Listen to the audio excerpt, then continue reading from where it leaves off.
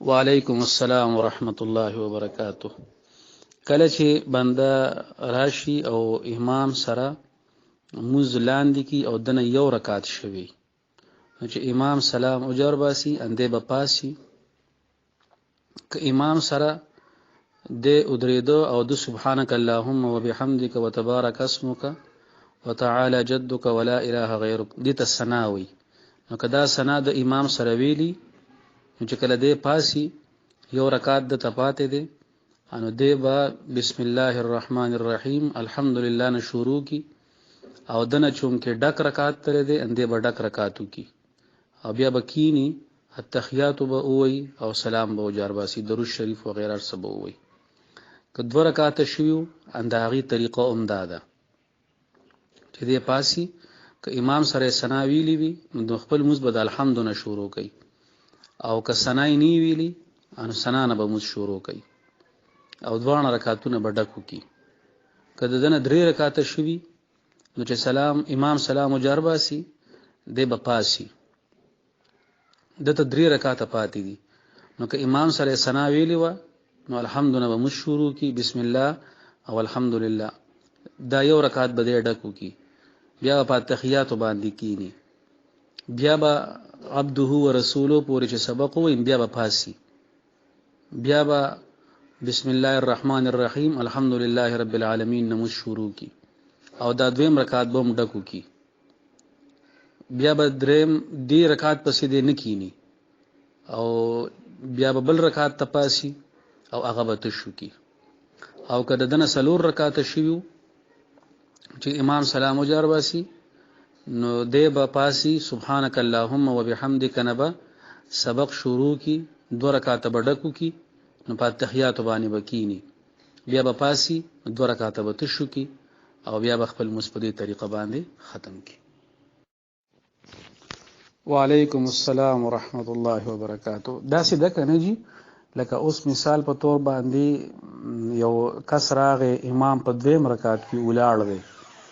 او د دویم رکعت کې ادری د امام سره د سبحانك اللهم اووی، انو اوس د امام د یو رکعت شوه دی خو د سبحانك اللهم یعنی ثنا امام سره ویری ده، انو د چې کله بیا ځان له یو رکعت تپاسی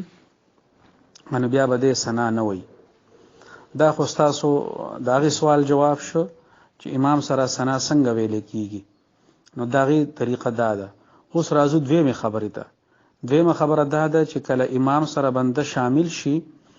نو دوه قسمه منځونو کې شاملې دي شي. موږ به فرض کو چې یو سړی دویم رکعت کې امام سره راغی، نو چې دویم رکعت کې دې شامل شو نو دوه قسمه منځونه دي، یو جهري دي او بل سري دي. جهري هغه منځونو ته وایي چې پاغي کې امام قرائت په تیز باندې کې لکه ماخام ماسختن او سحر، او سري هغه ته وایي چې هغه کې امام په پټه باندې قرائت کې لکه ماسپخین او مازیګر. ماسپخین مازیګر کې خو چې د امام سره ملاو شو امام ولار دین دی به سبحانك اللهم اووی لا اله غیرک پوری بیا بغلی ودریږي. او که جهري مسکی امام سره شریکیږي چې امام قرائت کوي نو دی به خاموش وي، چې امام کلمیس کې سالی وقفه کوي نو دی به هغه وخت کې سبحانك اللهم وی کټول ویل شي که په وقفه سره ویل شي. دا طریقه ده جی. وعلیکم السلام ورحمت الله وبرکاته. چې کله بنده په داسې ځای کې کینی موسکی چلته کې ناستنی پکار یعنی وړمبی رکعت پسې یا دریم رکعت پسې په سلور رکعاتي موسکی، نو دله پکار دی چې د کلام د تیار شي اندې دی پاسي او خپل مزدو کی. تاسو چې کوم تاسو کړه دي نو هغه اومدخ کې شانتي خبره ده چې د تکلم یاد شو کده سلام جارباسلې وی داغه نفس د ناشت وی د قبلین سیننی اړولی چا سره خبرې نه کړي، یعنی هغه یو کار نه کړي چې کوم په مسکه ناجایز وي، انو چې دته یاد شي اندې دی پاسي الله اکبر دی وای الله اکبر سره دی پاسي الحمد دی وای، بیا د خپل مز پوره کی اخره کې دی دعا سجده سهوی او کی، انو په دې سره بل د مز پوره شي. وعلیکم السلام ورحمت الله وبرکاته. که یو زنانه سره درې تولې سونی نو هغه باندې به زکات فرض کیږي الای چې کله هغه سره 31.5 یعنی یو دیرشنیمې تولې چاندای قیمت ورسره کچری یو زنانه سره سلور تولې سونه ده په هغه باندې به زکات فرض کیږي الا چې کله هغه سره 24.5 تولې چاندای پیسې وي سلیریشنیمې تولې د سپینو زرو پیسې ورسره وي نو الای به هغه باندې زکات فرض کیږي او په دې باندې کال تیرېدل ضروری دي که کال نه تیر شوه نو بیا په هغه باندې زکات فرض نیږي. وعلیکم السلام ورحمت الله. دا تاسو چې کوم سوال لیکل کړی دی او بیا تاسو بیا داغي سره وایس میسج هم کړی دی نو د دوانو سوالاتو کې فرق دی. چې کوم میسج تاسو لیکل کړی دی ناغي کې دا تاسو ویلي چې دغه خزه مړ شي داغي به حکم سي او چې کوم وایس میسج کړی دی ناغي کې تاسو بیا صورتحال جدا ویل دی. خو به هر حال کله چې د یو سړی او د یوې خزي نکاح وشي نو د نکاح په وجه باندې په خاون باندې مہر لازم شي او فرض شي تر څو پوري چې دغه خزه د خاون کور ته نه دراغلي انو د دې باندې د خاون حقوق نشته او په دې وجه باندې په خاون باندې د دې حقوق نشته داغي نان نفقه داغي خرچه د هغه د مکان رهایش د خاون ذمہ داری نه ده. زه تاسو ته یو ټکی وایم عربی کې چونکه تاسو کتابونه ویلي دي یو ټکی راځي احتباس وی پابندای ته نو چې کله خزه راشي او د خاوند د پاره په یو ځای کې پابند شوه د خاوند په کور کې د خاوند د حق د پاره پابند ده نو اوس په هغه باندې د خاوند اطاعت ضروری ده لازمی ده د خاوند خبره به مني د کور نه به د خاوند په اجازت باندې اوزي خاوند چې چا سره وای ناغي سره به ملاويږي چې خاوند چا سره نه وای نه به ملاويږي خو کچره دا خزه لا تروسه پوري د خاوند کور ته نه دراغلي نو دا د خاوند د پاره محبوس نه ده د خاوند د پاره دا پابند نه ده نو په خاوند باندې خرچوم نشته او بیا د دغ کې خزي چونکه د خاوند د پاره پابند نه ده د خاون اطاعت په دې باندې دې صورت کې نشته جی.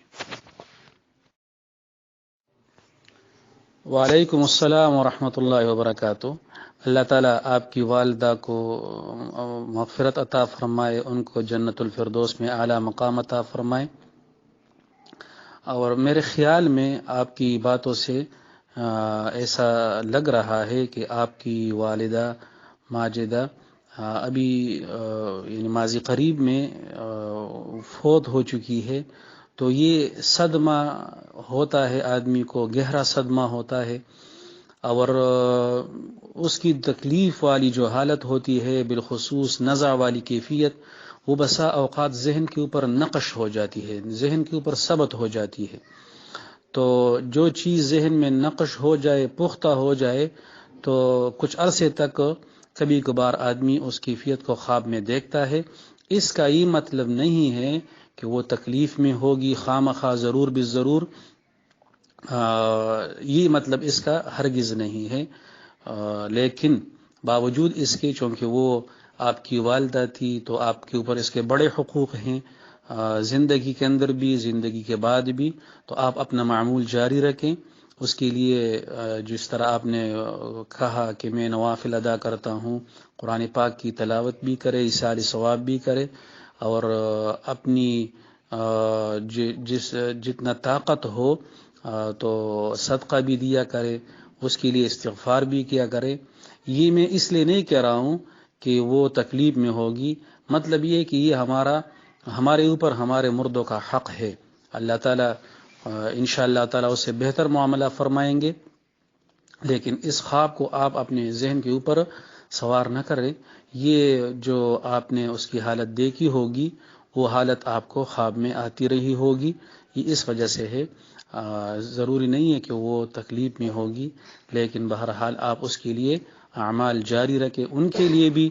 اور اپنے جو دیگر فوت شدہ عزیز و اقارب ہیں تمام مسلمانوں کے لیے اس میں نیت کرے. اللہ تعالیٰ انشاءاللہ تعالیٰ بہتر معاملہ فرمائیں گے.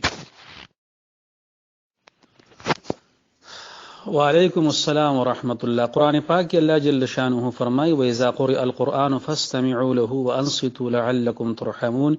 کله چې قرآن پاک لوستل شي نو تاسو خاموشتیا او اختیار کی او هغه ته وګم کیدی. نو دا چون کې د قرآن پاک درس ته نو په دې کې قرآن پاک هم لوستل شي نو دا نامناسبه ده، په کار نه دی چې موږ ځان ته ریډیو لګو او بیا د هغې نه پس خپل غف شپ لګو، هغې ته غوږ کې خودل په کار دی او هغې ته په توجه سره ناسته پکار.